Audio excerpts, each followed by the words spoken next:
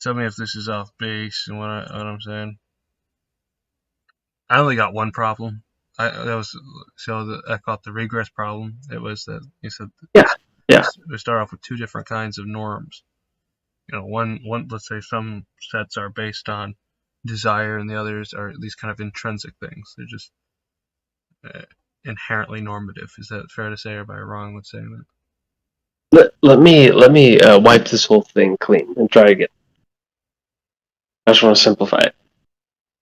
I think I make it simpler. Cut everything going on so far. As Yoda would say, clear your mind and all that, right? Clear your mind of question. Always with you what cannot be done.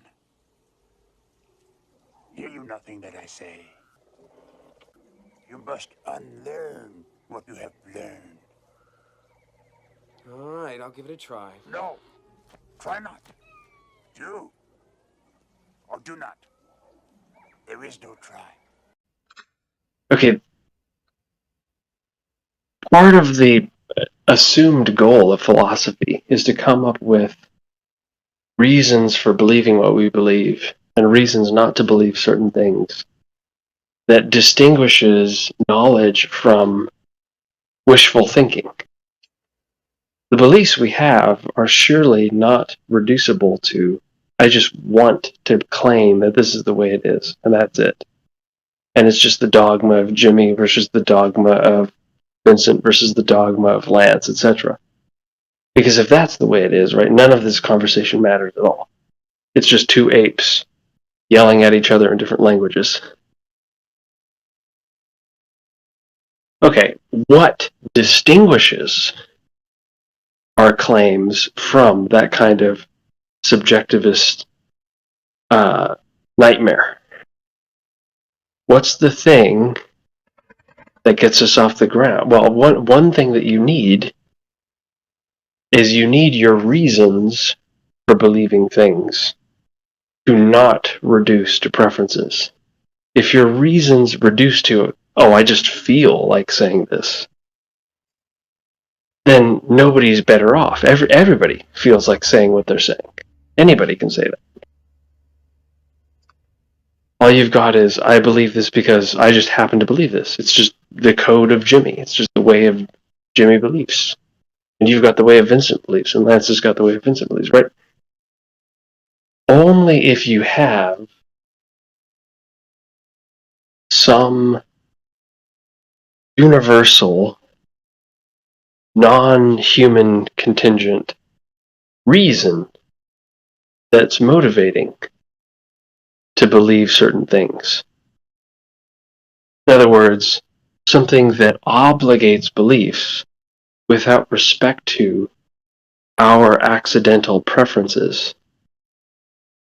In other words, an intrinsic norm. If you've got an intrinsic norm, then you've got something that distinguishes our claims from subjectivism. If you don't have that, no matter what you appeal to, whatever you do appeal to is only going to be an appeal to preference. Like if I say, well, I've got this hypothetical norm. If I want to be rational, then I have to agree with Jimmy, right? Or Lance might say, if I want to be rational, then I need to follow the evidence or something like that. Well, these are merely proclamations of the individual. All you're really saying is, I prefer to believe that that the definition of reality fits this scope that I proclaim. Yeah, but you've not given any real, objective reason to believe that. All you've said is, I like this way of thinking. This is the way I wish to claim things are. So what? The whole point of philosophy is to make a case for things, which presupposes that there is some kind of extramental fact of the matter about what we ought to believe. That there are obligations guiding our beliefs over against preferences. Mere preference is not enough. Knowledge requires that there is law. There are rules that are not reducible to our preferences. That's just the first objection, right? Is that the only way to escape subjectivism, the only way to answer it, is if you have intrinsic norms. And that's a problem for anti-realism. Because in anti-realism, there can't be intrinsic norms. This might be called like the regress problem or the subjectivist objection. You call it all kinds of things, but the basic issue is like, if it goes down to fundamental preference, there's no reason to think that's truth tracking. It just could be you just, right, and it's self-referential, right? Like people want to say, well, we could just use hypothetical norms. Well, no, because even those beliefs about hypothetical norms were just reduced to preference. Right. And that's the point. That's the major point, because people want to say something like, so I think even speaking of the person, I was just thinking of it, they want to say like, they want to be a coherentist about, these kind of things. Like, oh, I just want to have beliefs that are coherent with one another, you know what I mean? Sure, a lot of them do. And that belief that, that like that's a good truth tracking, whatever, is just based on a preference. Like maybe we should just prefer to have beliefs that are just inconsistent with one another or something. Maybe it's an absurdist world we live in. Right. So the issue is that what you're pointing out is that you're saying analogous to, how do I put this? One way to think about this problem is that it's about self-preservation. We want systems of knowledge that are self-preserving. If you have a theory of knowledge where there's no reason to believe the theory, and maybe there's even reason to doubt the theory, and maybe no reason to believe the theory is a reason to doubt the theory, etc., etc. If you've got a theory of knowledge that's like that, you're in trouble. It's not self-preserving. It maybe accounts for some accidental things, but not really, because as soon as you go to try to account for itself, you need a further theory that renders the original one irrelevant. And that's what's going on here with hypothetical norms, that in order to account for the difference between subjectivism and knowledge, you bring up these hypothetical norms. But they're not self-preserving. There's no reason to take this account of hypothetical norms, given those hypothetical norms. Right. And you're saying this is analogous to coherentism, where the goal was to explain knowledge in terms of coherence, but that's not a sufficient account of knowledge, and so you don't end up having a reason to believe coherentism on coherentism.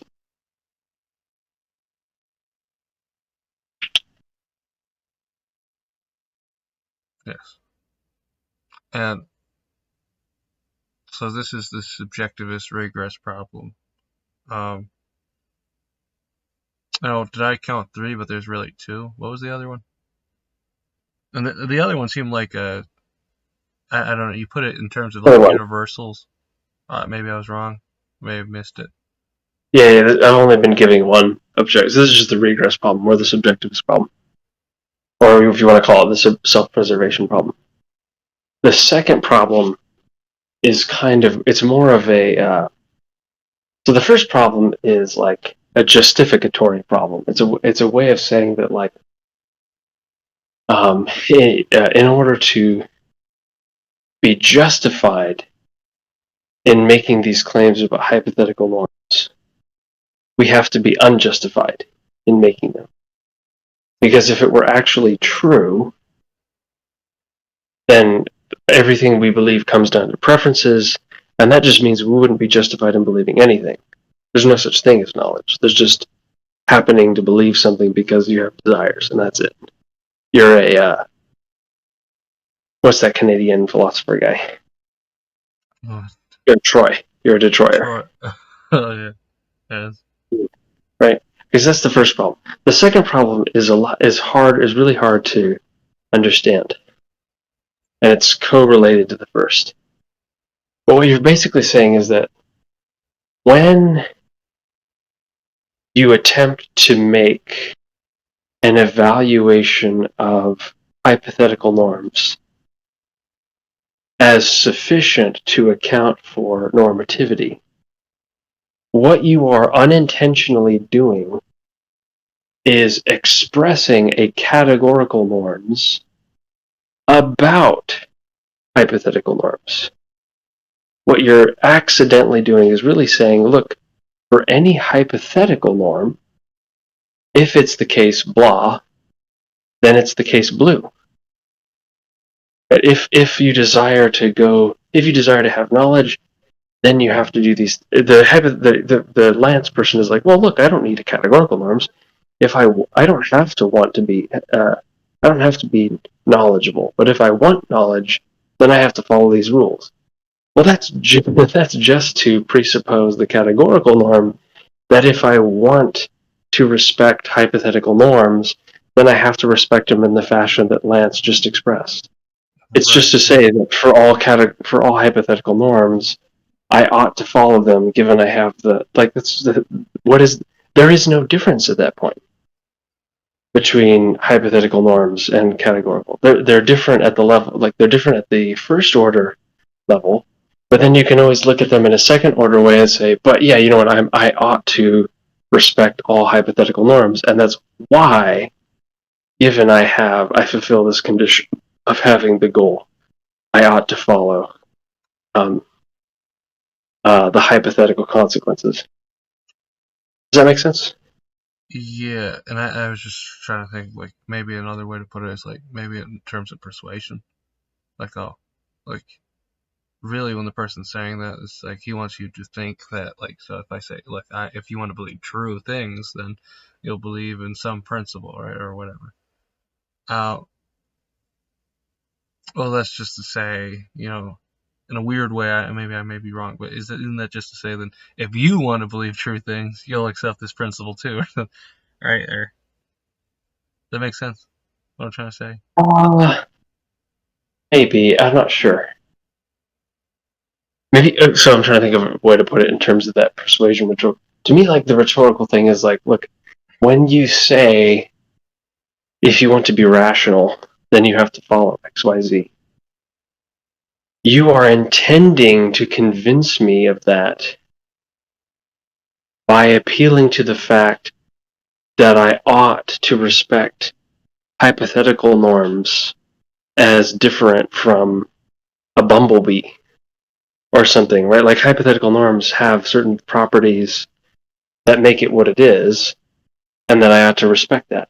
Well, that's just to appeal to an intrinsic norm, namely Ah, that, right, that I ought to treat hypothetical norms as hypothetical norms. right, and differently than just murmurings and or something. Right, exactly. And so it, the goal of persuading me that all norms are hypothetical in nature is only a rational goal insofar as we both are already committed to the intrinsic normativity, and therefore the non-hypothetical normativity, of certain commitments about hypothetical norms.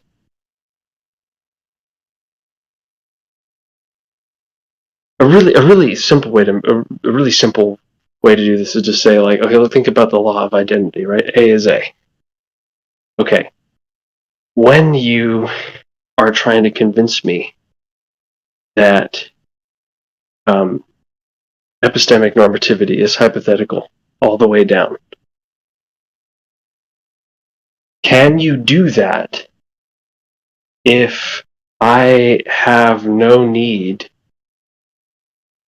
Can you do that if I have no reason to believe that A equals A? Can you do that if I have no reason to believe that you're not a robot speaking some language I have no idea about that's not English? Right? Like, look, there are things I have to be committed to. There are things that we both have to know are going on for that idea of persuasion to work.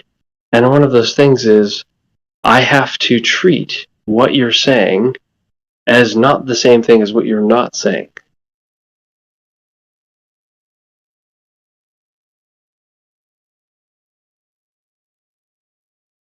I'm picking that lot. I'm not pretending to be an objectivist Randian or anything like that. Like, I'm not pretending the law of identity is without controversy or anything. I'm just picking a random thing that I think is very simple. Yeah, just assume that they accept it, Yeah, most people think that's. Most people you guys talk to in these conversations would think that that's true. Right. But whatever principles you insert. Yeah, but again, the issue before was like, what differentiates wishful thinking from knowledge? What differentiates I would just feel like making this claim because I like it, versus I actually have justified true belief. Now with this second objection, the issue is, how do I differentiate your attempt to claim that normativity is hypothetical all the way down? How do I differentiate that from the claim that we are intrinsically obliged to believe about hypothetical norms that they are the only kind of normativity? What's the difference between those two claims? And if there's no difference, that's just a contradiction in terms. Because you're saying there's no intrinsic norm and then telling me that we're intrinsically obliged to believe this about hypothetical norms. Right, and there's nothing but just further preference down there, usually undergirding that, or assumption. If the only way to differentiate it, right, is to say that it's preference. But then if it's preference, it's not known. So the person is just saying, I prefer to believe that everything is just hypothetical norms. Well, that's great, but who cares what you think? I don't give a damn what you think. Like, it doesn't matter. It's only if there's some objective universal reason imposing upon all people the obligation to believe that hypotheticals go all the way down. But then if there were such a reason, it would just be false that hypotheticals go all the way down. So the person can only persuade me rationally that there's no such thing as intrinsic normativity if there's intrinsic normativity. Right. And if they don't, then you can just play the game where it's just like, well, why should I distinguish between what you're saying and just murmuring? Or, yeah, exactly. I just prefer this to be truth tracking. Yeah, exactly right. So the rhetorical way to put this is like, look, you think that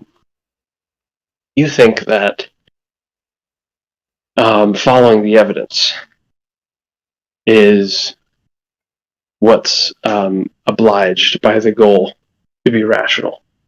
But I believe that not following the evidence is obliged by the norm to be rational. Now, whose idea of rationality is true? Well, if you've got two choices. You can tell me what you prefer, what you like to think rationality is, but that'll be categorically irrelevant. Who cares what you like, right? We all have things we like it to be. Nobody cares. It's not interesting. It's retarded. What you ought to do is give me a reason to believe that your view of rationality is correct. But now you can't do that without begging the question against your own view of rationality, right? You've already said, my view of rationality is contingent on my goals.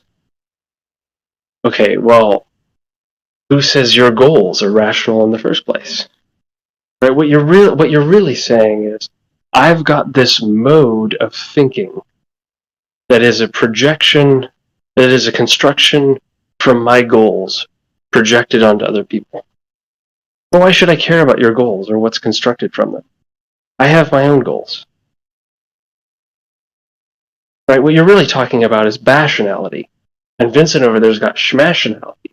Jimmy over here's got rationality or whatever, right? Like you can just make up words for whatever the hell we're talking about. It's not rationality. This whole concept of there being some kind of universal scheme of how humans should think is completely by the wayside at this point. Yeah. What you're really saying is there's the Jack Engstrike social club over here, and as part of our social club, we follow these dogmas. And there's the Matt Slick social club over there, and as part of their social club, they wear these hats and say these slogans, right? It's all a power game. Right. At that point, Foucault is right. There's no reason. There's just here's the rules for how to be a Matt Slickian, and here's the rules for how to sound like a Jack Engstrike ape. Now the apes go at each other. Right. Makes sense. Yeah. So what was that issue called again? I'd call that the smuggled concept problem, because what the person is really trying to smuggle in intrinsic normativity. Yeah, but under deceit of just pretending it's just a matter of preference. Right. Okay. Right. So the third problem to me is the easiest one for someone to understand. And it's really because it's really just a demythologizing of the language. Throw away the whole term hypothetical norm for a second. What do we mean by that? Well, we really just mean that it follows. We really mean the same thing as in logic, a conditional, right? What we're really saying is, if I desire to go to the grocery store, then I ought to take my car there. Now, let me ask you the question: does that follow? No.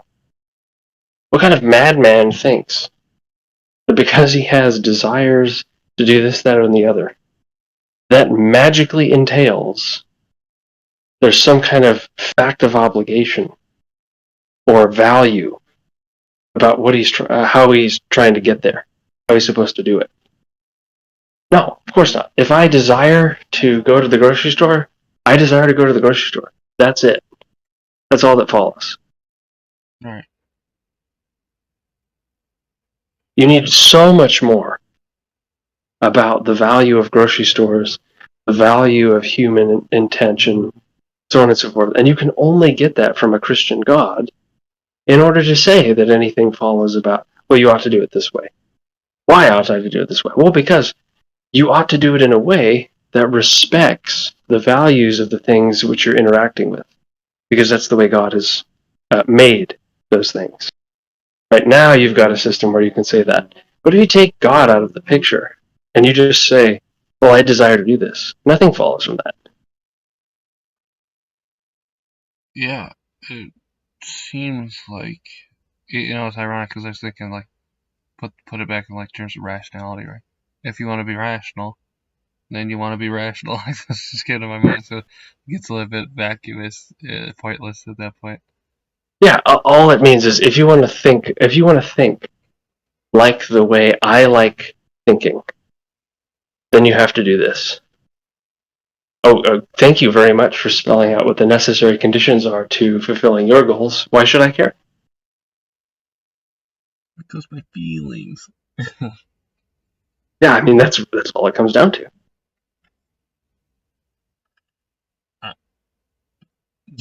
Do you think this extends to reasons as well? So like when I was talking to my sibling, they told me they had given up their belief in objective morality. And I was just like, I really don't believe you. So we started talking about, um, you know, yeah, we talk about like reasons and their relation to motivation. Like when I give you reasons, it seems like I'm trying to say there's something meant to be motivating in you, right? Right. So like when people are like, oh, I don't actually believe in objective morality, I grow doubtful once they start giving reasons for beliefs and things, because the reasons seem to be, motivating.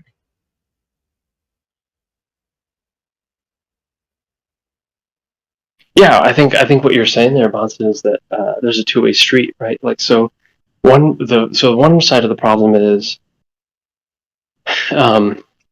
if my motivations don't have any kind of rational structure, and they are not connected in some kind of cognitive way with extramental universe.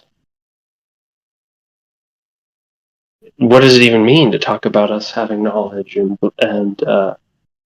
wisdom and sapience and all of that stuff? Those are just silly made-up words for apes doing random things at random times. But you've got a reverse problem, right? If we're in a Platonist universe and there are just these sort of cogs and pistons of the universe that are roaming around out there, there's like the magical wheel of time, and then there's the magical wheel of trees, and then there's the magical wheel of thought. There's no connection between those wheels and the emotive life of humans. I have no motivation to think like a cog and piston of the universe. Maybe it's just true. Like, think about it this way, right? Maybe it's just true that we ought to lie whenever we could. Maybe it's just sorry, the universe is just fucked up, but maybe it's just true that women ought to be raped whenever we can rape them. All right, but can you live that way? Like, you can't be motivated by that. It requires certain things have to be going on for you to be motivated by objective reasons. If you live in a universe where you are totally alienated from the truth, then it's no difference, in effect, from a universe where subjectivism is the case. Because now, whatever you believe, your motivations for believing it are not on the basis of reason. They're totally alienated from reason. You may be motivated by things like compassion, sympathy, care for another human being. You might have ideas about how a female should be treated, or about how you should bear good witness with your brother, right? But all those ideas are just completely nonsense, because they're all motivated by these emotional things that have nothing to do with the way things really are.